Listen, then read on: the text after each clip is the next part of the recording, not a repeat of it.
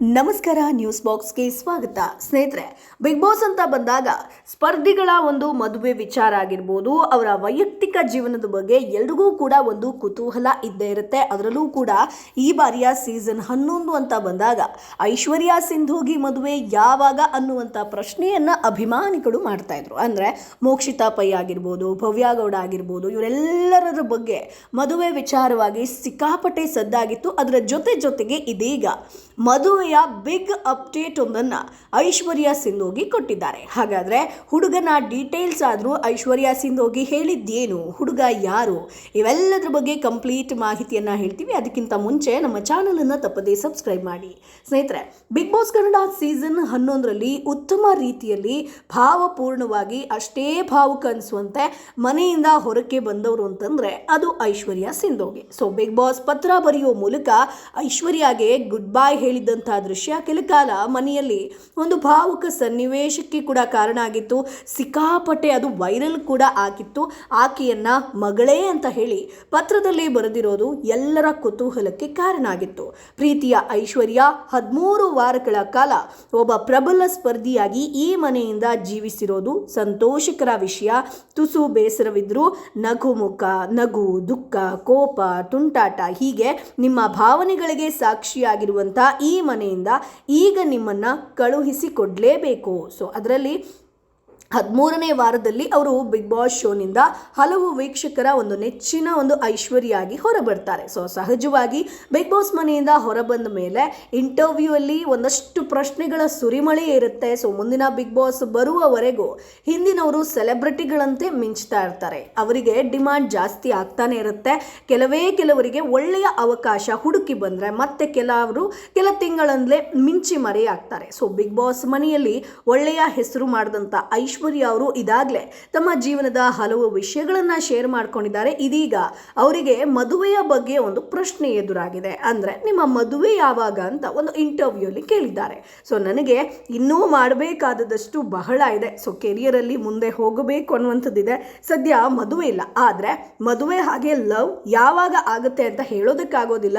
ಅದನ್ನ ನಾವಾಗಿಯೇ ಮಾಡ್ಕೊಂಡು ಹೋಗೋದಿಲ್ಲ, ತಂತಾನಾಗಿ ಅದು ಆಗಿಬಿಡುತ್ತೆ. ಅದಕ್ಕಾಗಿ ಇಷ್ಟು ವರ್ಷ ಅಂತೆಲ್ಲ ನಾನು ಹೇಳೋದಿಲ್ಲ. ಆದರೆ ಒಳ್ಳೆಯ ಹುಡುಗ, ತುಂಬ ಕೇರಿಂಗ್ ಮಾಡುವವ ಇದ್ರೆ ಮದುವೆ ಪಕ್ಕ ಆಗ್ತೀನಿ ಅಂತ ಹೇಳಿದ್ದಾರೆ. ಅದಕ್ಕಿಂತ ಮುಖ್ಯವಾಗಿ ಗೌರವ ಕೊಡೋದು ಆತನಿಗೆ ಗೊತ್ತಿರಬೇಕು. ಹಾಗಿದ್ರೆ ಮಾತ್ರ ನಾನು ದಾಂಪತ್ಯ ಜೀವನಕ್ಕೆ ಕಾಲಿಡ್ತೀನಿ, ಚೆನ್ನಾಗಿ ನಡ್ಕೊಂಡು ಹೋಗೋದಕ್ಕೆ ಸಾಧ್ಯ ಅಂತ ಹೇಳ್ತಾರೆ. ಒಟ್ಟಿನಲ್ಲಿ ಐಶ್ವರ್ಯ ಅವರ ಮದುವೆ ಯಾವಾಗ ಅಂತ ಕಾಯ್ತಿದ್ದಂಥ ಅಭಿಮಾನಿಗಳಿಗೆ ಈಗ ಒಂದು ಉತ್ತರ ಸಿಕ್ಕಿದೆ. ಸ್ನೇಹಿತರೆ, ಕೆಲ ದಿನಗಳ ಹಿಂದೆ ಬಿಗ್ ಬಾಸ್ ಮನೆಯಿಂದ ಹೊರಗೆ ಬಂದಾಗ ಅವರು ಬಿಗ್ ಬಾಸ್ನ ಬಗ್ಗೆ ತಿಳಿಸಿದ್ರು. ಮನೆಯ ಒಳಗೆ ಇದ್ದ ಹೊರಗಡೆ ಏನು ನಡೆಯುತ್ತೆ ಅನ್ನೋದು ಗೊತ್ತಿರೋದಿಲ್ಲ.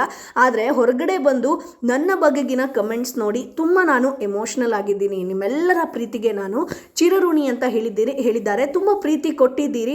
ಇದರ ಜೊತೆಗೆ ಬಿಗ್ ಬಾಸ್ ಅನ್ನ ತುಂಬ ಮಿಸ್ ಮಾಡ್ಕೊಳ್ತಾ ಇದ್ದೀನಿ. ಆದರೆ ಬಿಗ್ ಬಾಸ್ ಇತಿಹಾಸದಲ್ಲಿ ಯಾರಿಗೂ ಸಿಗದ ಗಿಫ್ಟ್ ನನಗೆ ಸಿಕ್ಕಿದೆ ಅಂತ ಐಶ್ವರ್ಯ ಅವರು ಹೇಳಿದ್ರು. ಸ್ನೇಹಿತರೆ, ಅದು ನನಗೆ ಸಿಕ್ಕಿರುವಂಥ ಒಂದು ಭಾವುಕ ವಿದಾಯ. ಬಿಗ್ ಬಾಸ್ ಸ್ವತಃ ಮಾತನಾಡಿ ತವರಿನಿಂದ ಹೋಗುವ ರೀತಿಯಲ್ಲಿ ಮನೆ ಮಗಳಿಗೆ ಹೇಳುವಂತೆ ಹೋಗ್ಬಾ ಮಗಳೇ ಅಂತ ಹೇಳಿದ್ರು. ಇದು ಯಾರಿಗೂ ಸಿಗದಂತ ಗಿಫ್ಟ್, ನನಗೆ ತುಂಬಾ ಖುಷಿ ಕೊಟ್ಟಿದೆ. ಬಿಗ್ ಬಾಸ್ ತಂಡಕ್ಕೂ ಕೂಡ ಧನ್ಯವಾದ ಅಂತ ಹೇಳಿದ್ದಾರೆ. ಅಂದ್ರೆ ದಾಂಪತ್ಯ ಜೀವನದ ಬಗ್ಗೆ ಪ್ರಶ್ನೆ ಮಾಡಿದಾಗ ಸಾಕಷ್ಟು ವಿಚಾರಗಳು ವೈರಲ್ ಆಗಿತ್ತು. ಶಿಶಿರ್ ಹಾಗೆ ಐಶ್ವರ್ಯ ಸಿಂಧೂಗಿ ಮದುವೆ ಆಗ್ತಾರಂತೆ, ಹಾಗೆ ಹೀಗೆ ಅನ್ನುವಂಥದ್ದು. ಆದರೆ ಆಕೆ ಕೊಟ್ಟಿರುವಂತಹ ಕ್ಲಾರಿಟಿ ಏನಪ್ಪಾ ಅಂತಂದ್ರೆ, ನನಗೆ ಇನ್ನೂ ಕೂಡ ಮಾಡಬೇಕಾಗಿರುವಂಥದ್ದು ಸಾಕಷ್ಟಿದೆ. ಅಂದರೆ ನನ್ನ ಕೆರಿಯರ್ ಅಂತ ಬಂದಾಗ ನಾನು ಬೇರೆ ಸಿನಿಮಾ ಆಗಿರ್ಬೋದು, ಸೀರಿಯಲ್ಗಳನ್ನು ಮಾಡಬೇಕು ಅಂತ ಇದ್ದೀನಿ. ಅದಾದ ಮೇಲೆ ಯೋಚನೆ ಮಾಡ್ತೀನಿ. ಅಂದರೆ ಪ್ರೀತಿ ಅನ್ನುವಂಥದ್ದು ಇವತ್ತೇ ಆಗುತ್ತೆ ಅಥವಾ ನಾಳೆ ಆಗುತ್ತೆ ಅನ್ನುವಂಥದ್ದಿಲ್ಲ. ಸೊ ನನಗೆ ಒಬ್ಬ ಗೌರವ ಕೊಡುವಂಥ ಒಬ್ಬ ವ್ಯಕ್ತಿ, ಅದಾದ ಮೇಲೆ ನನ್ನ ಚೆನ್ನಾಗಿ ನೋಡಿಕೊಳ್ಳುವಂಥ, ಕೇರಿಂಗ್ ಮಾಡುವಂಥ ಒಬ್ಬ ವ್ಯಕ್ತಿ ಸಿಕ್ಕಿದ್ರೆ ಖಂಡಿತ ನಾನು ಮದುವೆ ಆಗ್ತೀನಿ. ನನಗೂ ಕೂಡ ಆತ ಇಷ್ಟ ಆಗಬೇಕು ಅನ್ನುವಂಥದ್ದನ್ನು ಹೇಳಿದ್ದಾರೆ. ಸೊ ಹಾಗಾಗಿ ಮನೆ ಮಗಳು ಐಶ್ವರ್ಯಾಗೆ ಈಗ ಸಾಕಷ್ಟು ಪ್ರಪೋಸಲ್ ಕೂಡ ಬಂದೇ ಬರುತ್ತೆ. ಅದಾದ ಮೇಲೆ ಎಲ್ಲ ಇಂಟರ್ವ್ಯೂಯಲ್ಲೂ ಕೇಳುವಂಥ ಒಂದೇ ಒಂದು ಪ್ರಶ್ನೆ ಏನಪ್ಪ ಅಂತಂದರೆ, ನಿಮ್ಮ ಮದುವೆ ಯಾವಾಗ ಅಥವಾ ಹುಡುಗ ಹೇಗಿರಬೇಕು ಅಂತ ಅಂತ. ಸೊ ಸದ್ಯಕ್ಕೆ ಇಂಟರ್ವ್ಯೂಯಲ್ಲಿ ಹುಡುಗ ಹೇಗಿರಬೇಕು ಅಂತ ಹೇಳಿದ್ದಾರೆ. ಸೊ ತುಂಬ ಪ್ರೀತಿ ಮಾಡುವಂಥ ಹುಡುಗ ನನಗೆ ಬೇಕು, ಕೇರ್ ಮಾಡಬೇಕು, ಗೌರವ ಕೊಡಬೇಕು ಅನ್ನುವಂಥದ್ದು. ಸೊ ಹಾಗಾಗಿ ಈಗ ಈಕೆಯ ಇಷ್ಟು ವಿಚಾರಗಳು ವೈರಲ್ ಆಗ್ತಾ ಇದೆ. ಸೊ ಮದುವೆ ಬಗ್ಗೆ, ಶಿಶಿರ್ ಜೊತೆಗೆ ಮದುವೆ ಆಗ್ತಾರಾ ಅನ್ನೋದು ಕಾದು ನೋಡಬೇಕು. ಸೊ ಹಾಗಾಗಿ ನಟಿ ಐಶ್ವರ್ಯ ಸಿಂಧೋಗಿ ಅವರು ಕೆಲ ಧಾರಾವಾಹಿಗಳು ಅಷ್ಟೇ ಅಲ್ಲ ಸ್ನೇಹಿತರೆ, ಸಿನಿಮಾಗಳಲ್ಲೂ ಕೂಡ, ರಿಯಾಲಿಟಿ ಶೋಗಳಲ್ಲೂ ಕೂಡ ಪಾರ್ಟಿಸಿಪೇಟ್ ಮಾಡಿದ್ದಾರೆ. ಐಶ್ವರ್ಯ ಸಿಂಧೋಗಿ ಅವರು ನಟನೆಗೆ ಬಂದಿದ್ದು ಸೃಜನ್ ಲೋಕೇಶ್ ಅವರ ನಟನೆಯ ಸಿನಿಮಾ ಸಪ್ನೋಂ ಕಿ ರಾಣಿ ಮೂಲಕ ಹೀರೋಯಿನ್ ಆಗಿ ಎಂಟ್ರಿ ಕೊಡ್ತಾರೆ. ಇದಾದ ಬಳಿಕ ಸಿಂಹಾದ್ರಿ ಆಗಿರ್ಬೋದು, ಮಠಾಶ್ ಆಗಿರ್ಬೋದು, ಸಂಯುಕ್ತ 2 ಆಗಿರ್ಬೋದು, ಡಾರ್ಕ್ ಕಾಮಿಡಿ, ಯಾರು ಯಾರು ನೀ ಯಾರು ಅಂತ ಹೀಗೆ ಸಾಕಷ್ಟು ಸಿನಿಮಾಗಳಲ್ಲಿ ನಟಿಸ್ತಾರೆ. ಸಿನಿಮಾ ಲೋಕದಿಂದ ಐಶ್ವರ್ಯ ಅವರು ಕಿರುತೆರೆಗೆ ಕೂಡ ಎಂಟ್ರಿ ಕೊಡ್ತಾರೆ.